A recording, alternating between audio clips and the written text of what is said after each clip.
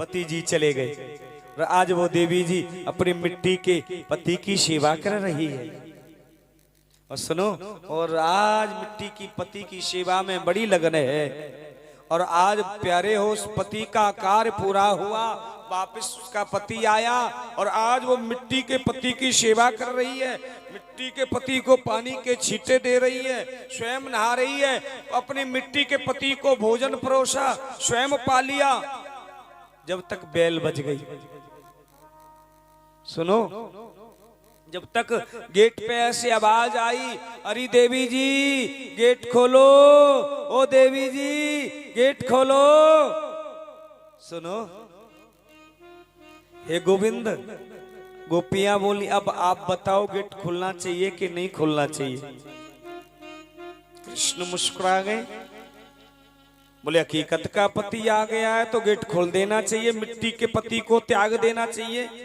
भाई स्वागत करना चाहिए अपने पति का, चल करके उस देवी को, पतिव्रता नारी को।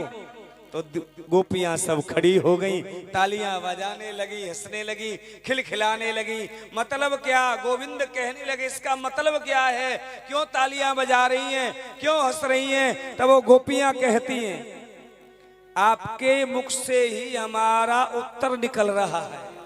हमने प्रश्न किया है, आप उत्तर दे रहे हो उसका, आप समझो तो सही। बोले क्या? बोले हमारे जो पति हैं वो मिट्टी के पुतले हैं, हकीकत के पति तो आप हो। मिट्टी के पति को त्याग करके आई हैं और हम तुम्हारा स्वागत कर रही हैं। और मीरा ने तो खुद कहा है, ऐसे बर को क्यों बरे जो मरे और जन्मे और मर जात, बरबरिए गोपाल जू जैसे चुम लो छोड़ लो अमर हो जात हैं। हे प्यारे मेरे भाई बहन, ऐसे बर को क्यों बरे जो जन्मे और मर जात, बरबरिए गोपाल जू जैसे छोड़ लो अमर है जाए।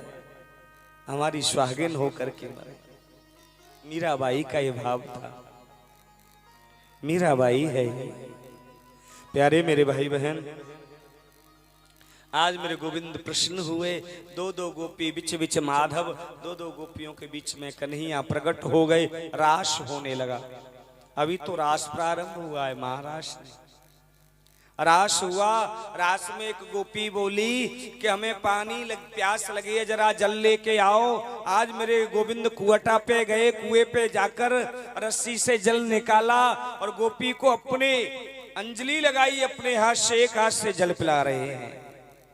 सुनो, एक गोपी बोली मेरे पैर थक गए हैं, थकान बहुत है गई है, ए लाला कन्हैया मैं क्या करूं? तो मेरे गोविंद बा गोपी के चरणों को दबाने लगे, चापने लगे। एक गोपी कहती है मेरे बाल उलझ रहे हैं, मेरे बालों को कौन संभालेगा? मेरे हाथों में मेहंदी लगी है, मैं क्या करूं? तो आज मेरे गोविंद ने आज उनके बालों को सुलझाने लगे हैं, चोटी करने लगे हैं, सुंदर महारास हो रहा है। प्यारे हो, अब ब्रज गोपियों को आया विमान। ये सब चीज निधिवन में आज देखने को मिलती है। कुआ भी है, हाँ, जिस गोपी को जलपान कराया आज वो कुआ भी निधिवन में पाया जाता है। सुनो मेरी माँ, भगवत प्रेमियों, आज गोपियां कह रही हमारे साथ परम ब्रह्म परमात्मा नाच रहा है। और आकाश से खड़े हुए देवता, देवियां स्वर्ग की, उनको भी सौभाग्य नहीं मिला। हम इतनी सुंदर हैं, इतनी परम सुंदर, वो श्याम सुंदर हमारे साथ नाच रहा है। अभिमान आ गया, अभिमान का अंकुर जम गया। मेरे गोविंद ने कहा जब अंकुर जमी गया है तो इसको तोड़ देना चाहिए। और राधा रानी के हृदय में मान आ गया। बोले जैसे गोपियों के साथ नाच रहे हैं ऐसे मेरे साथ नाच रहे हैं। तो एक सखी को लेकर, राधा रानी का नाम भागवत में नहीं आया, इसका मतलब ये है राधा रानी सुखदेव जी की गुरुजी थी। और राधा शब्द एक बार कह देते सुखदेव जी तो प्यारे हो समाधि लग जाती कई वर्षों तक के लिए। तो 7 दिन में कैसे मोक्ष परिचित को मिलता। यहाँ पे श्री शब्द या श्री शब्द जहां आया है वहां राधा रानी का नाम उच्चारण किया गया है, इस शब्द को छिपाया गया है। प्यारे हो, आज मेरे भगवत प्रेमी और राधा रानी को लेकर, एक सखी को लेकर, भागवत में लिखा एक सखी को लेकर अंतर ध्यान हुए। वो कोई और सखी नहीं थी, वो राधा रानी थी, किशोरी जी थी। उसको लेकर के अंतर ध्यान हुए। सेवा कुंज में पधारे, राधा रानी की सेवा करी है। चोटी बनाई और चोटियों में सुंदर पुष्प लगाए, हाँ, और सेवा करने लगे। तो राधा रानी बोली, मुझे ठाकुर लेके चले आए हैं, पर मेरे बिगर गोपियों को गोविंद मिलेगा नहीं। आहा, इधर में गोपियों की स्थिति जरा देखो क्या हो रही है। गोपियां मेरे कृष्ण की लीला का गुणगान गाने लगी। एक गोपी ने एक गोपी को पटक लिया, मैंने पूतना को मार दिया, मैं कृष्ण हूँ। एक गोपी ने दुपट्टा उड़ाया, मैंने गिरिराज को उठा लिया, आओ मेरी शरण में। कृष्ण हो अहम पश्यति गति कृष्ण, कृष्ण बनने लगी गोपियां। गोपियां रोने लगी हैं, कृष्ण की याद में रोई हैं। लाली मेरे लाल के जित देखो तलाल, लाली देखन में गई सो मैं भी हो गई लाल। हे प्यारे मेरे भाई बहन, आज मेरे कृष्ण की विरह वेदना में रोई है। गोपियां चली हैं, कृष्ण हमें छोड़ के चले गए।